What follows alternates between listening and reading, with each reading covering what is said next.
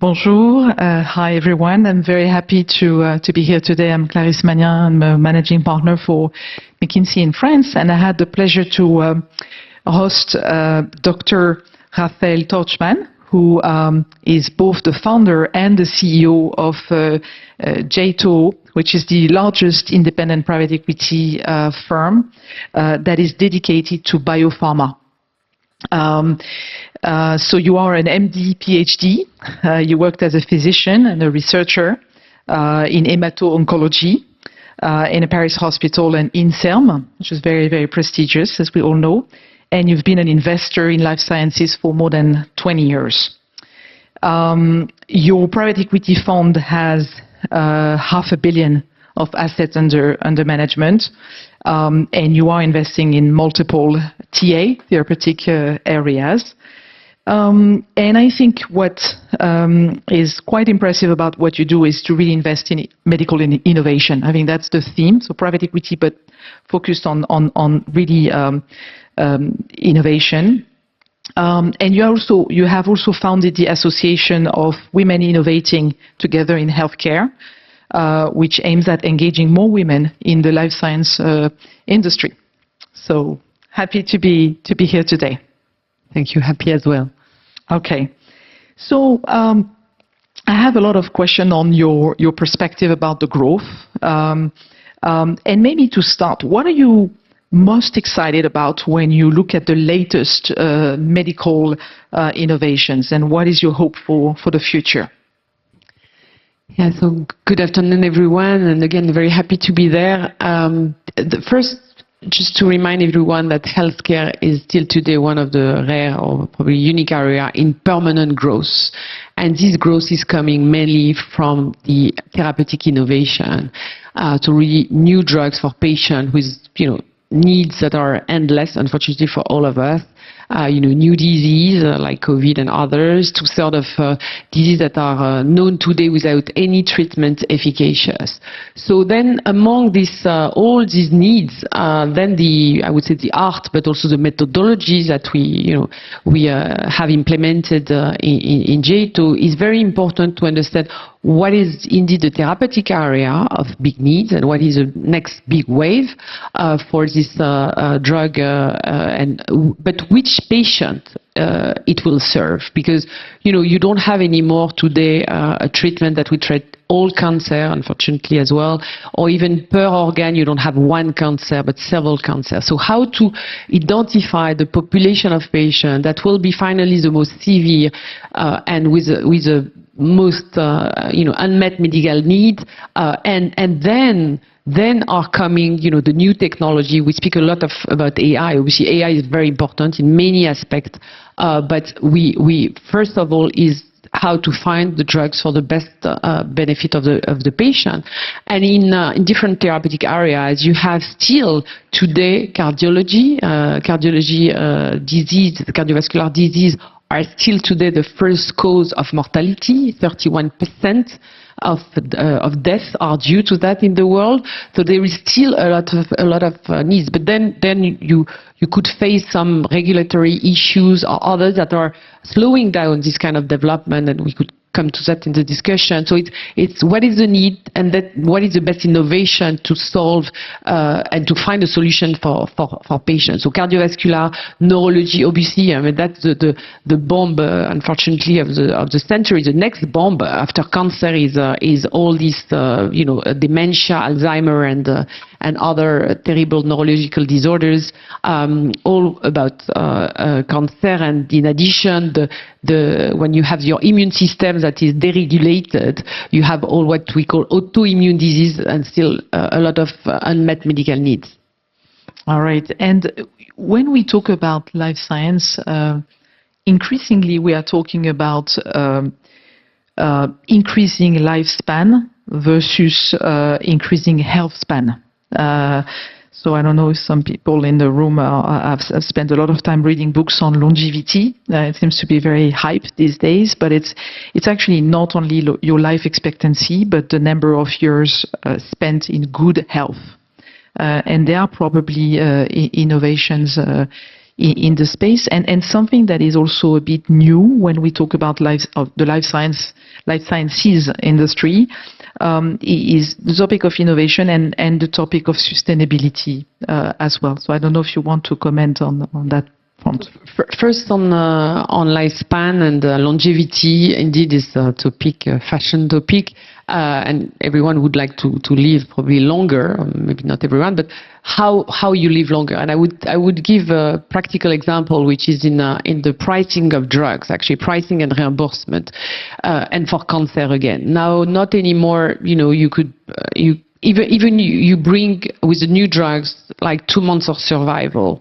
And 2 months, if it's a parent, it's a lot. But if for the society, if it's a patient with, in intensive care and with no normal lives, then, is the society able even to pay for this very high price? So it's all a question of how indeed you are living longer with all the morbidities, because we speak a lot about mortality, but what about the morbidities or the complication that are you going to go back to work?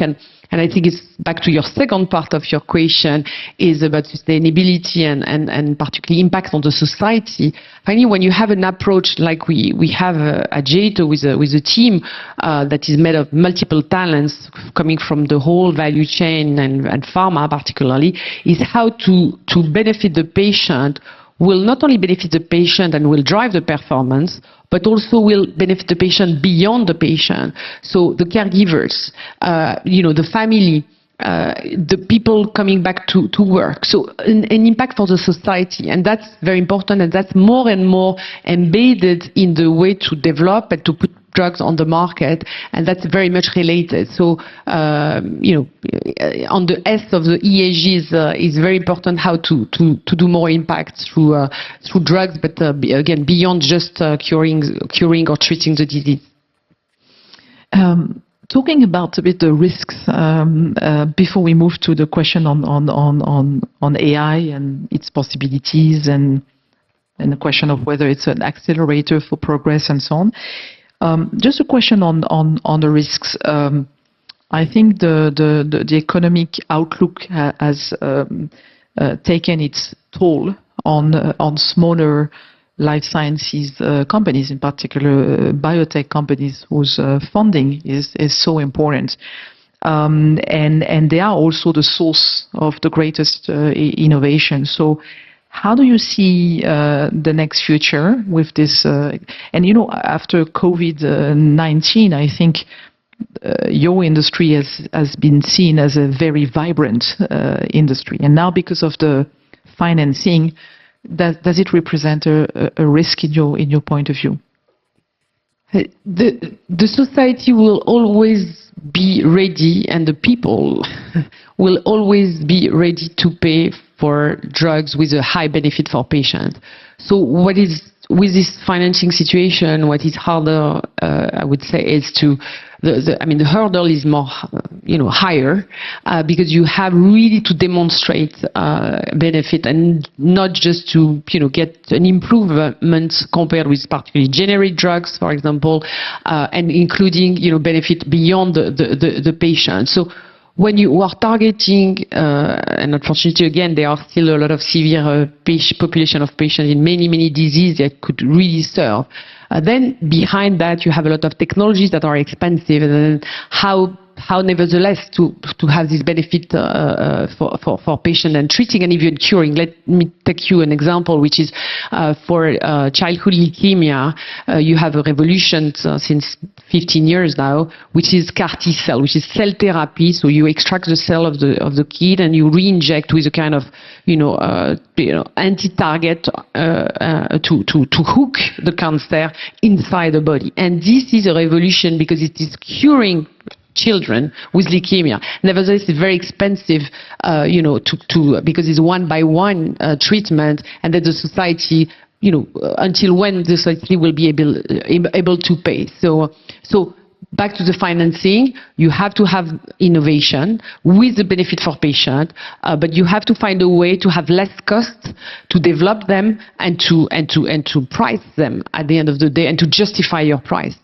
And Yeah, and so on the question of AI, I'm going a little bit broad in my questions. I hope it's okay. I think we see probably a lot of potential of AI for research, to find new indications, really in the discovery phase. But there are probably other applications. I mean, more broadly in R&D and beyond.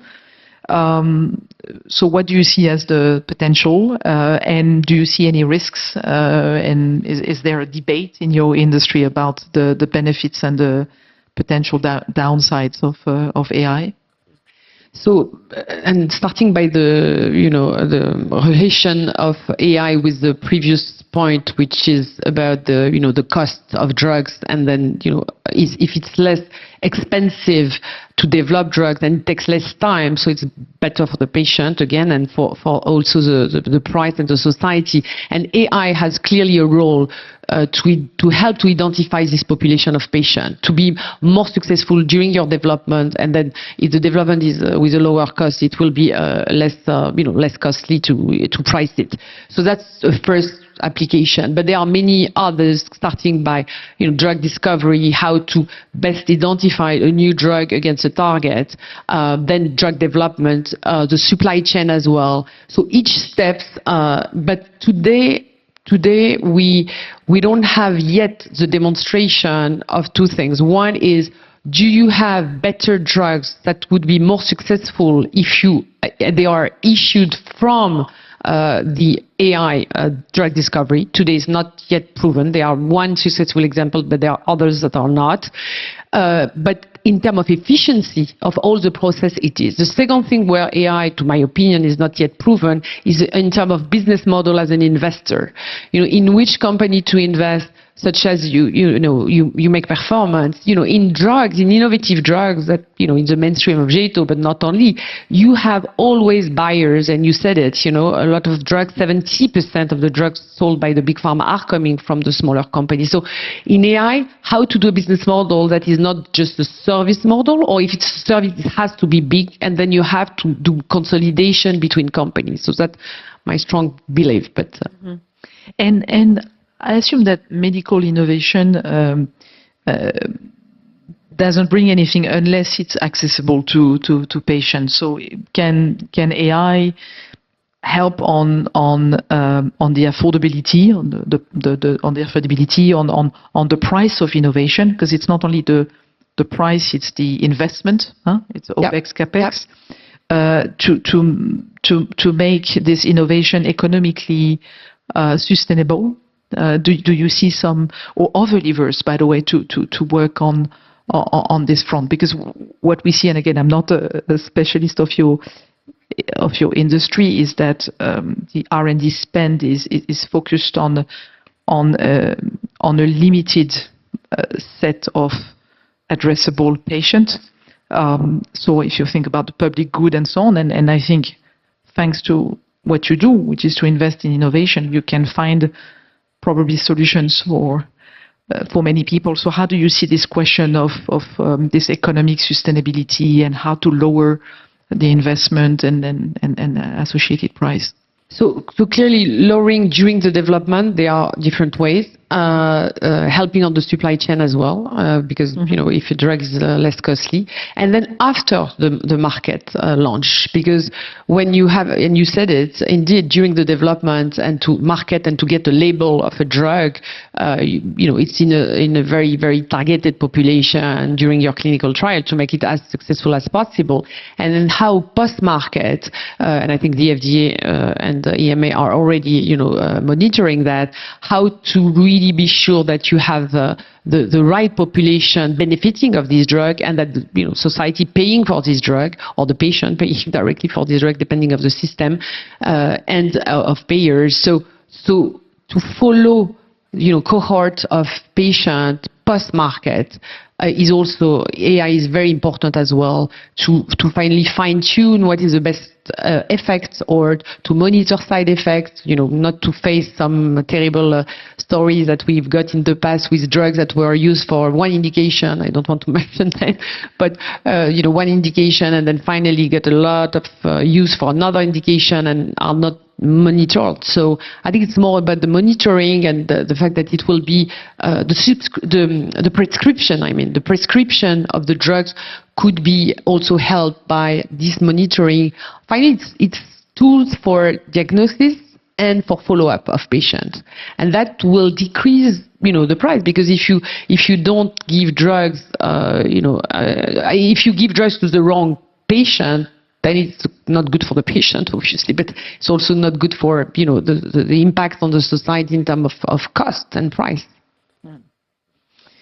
I think innovation also means skills, specific talents. Probably biotechs manage to attract these talents, and I don't know if the big pharmacos are successful on that front as well. So what's your view on this talent, how to attract, how to develop, how to sustain the talent in service of innovation? So indeed, it's very key, talents, and the advantage of our industry is that it's global. So you could attract talents from all over the world, because this industry is exactly the same. The patients are the same everywhere. So, but then you have to have the competencies, and then I will talk as an investor. You have to have into the company we invest in the different competencies to really help to focus on execution, because drugs development is not obviously easy. Nevertheless, when you have the right methodology, you could increase the success. And it's not just because people think, okay, development of drugs is risky, binary. No, you could mitigate the risk, and you could really have a successful impact with your drug and performance. So within the company, we are very keen as an investor to help them to recruit the right talent. Most of them coming from indeed the pharma, because they know how to do.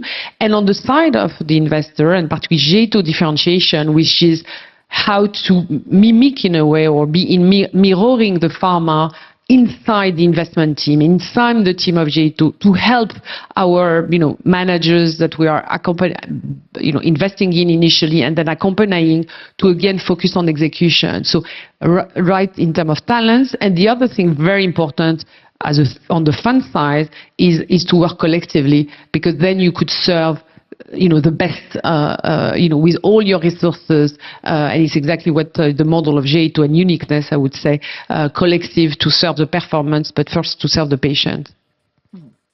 So maybe a last question on Europe versus US, and on the ability of Europe to gain sovereignty. We, like in many other industries, the US tend to be further ahead when it comes to innovation and local champions with global scale.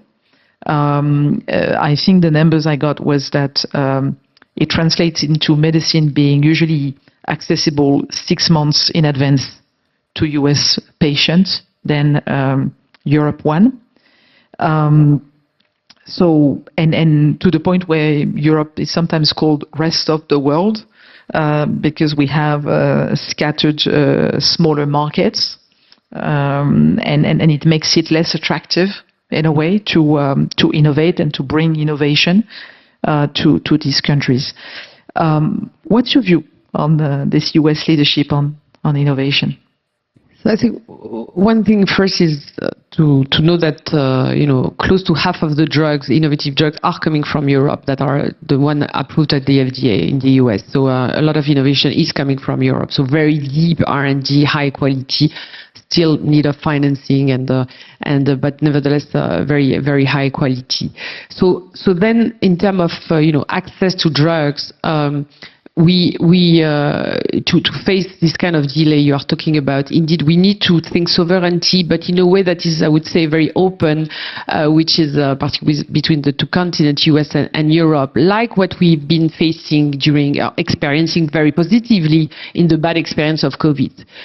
Working together between the two regulators, FDA, EMA, doing clinical trials at the same time, US and Europe. So really anticipating both markets, and through that, and it's what we also do influencing companies to do that, to get this European market, you need to do clinical trial in European sites. And like that, it's good for targeting this market, but also good for patients' access, because then they will have access early on. If you have key opinion leaders enrolling, patients in clinical trials in center in Europe, then the drug will be accessible much sooner than or at the same time than in the US, but and sometimes even sooner. So I think it's really about sovereignty to benefit both the company who's developing that, and finally again the performance, but also the patient to have access sooner by this way to not only do clinical trials in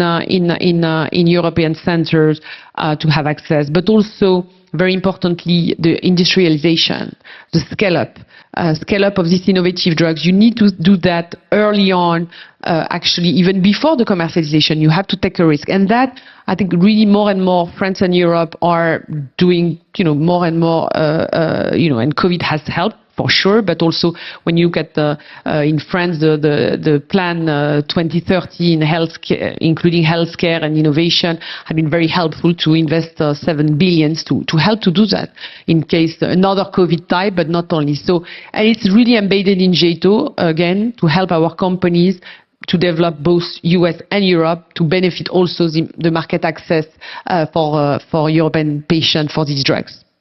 Yeah, because we see that I think the Europeans are publishing twice more scientific publication than the US, and 3 times more than China. So it's not a lack of talent and scientific talent and ability to innovate, but to your point, it's about how you scale it. And maybe on the late stage financing and so on, it seems that this is where most of those companies fall short. And I don't know if this is what you were meaning with this scaling. What's the importance of the financing versus regulations versus other factors? Yeah, no, it's key. It's not only the financing, it's the amplitude, the amount of cash that is injected in this company. Because to put a product on the market, it's from the beginning of the clinical stage, which is when drugs are coming into patients or healthy volunteers, that it takes 500 to 1 billion to put drugs on the market. So it's money, and particularly when you want to accelerate. So clearly it's very important to finance this company, but in a certain way to unleash the ambition of these companies, and not to be particularly in this kind of environment, let's not reduce the pipeline. Let's continue to accelerate and grow, and it's exactly how I wanted to build Jeito, and it's how we've done it. It's why we wanted to raise a large fund with the first fund, as you said, more than 500 million, to invest large ticket, potentially up to 100 or even 150 in some of them, to help them to continue to develop and even commercialization and beyond, and to face all what you were saying about scale up of the drugs, but also using AI to optimize. So it's always in the optimization, anticipation of the commercial product, but growing, accelerating, and for that you need big money, but there are ways to de-risk this money. So. All right. Well, I think we reached the end of this interview. Thank you so much. It was very interesting to hear your perspective. Thank you. Thank you.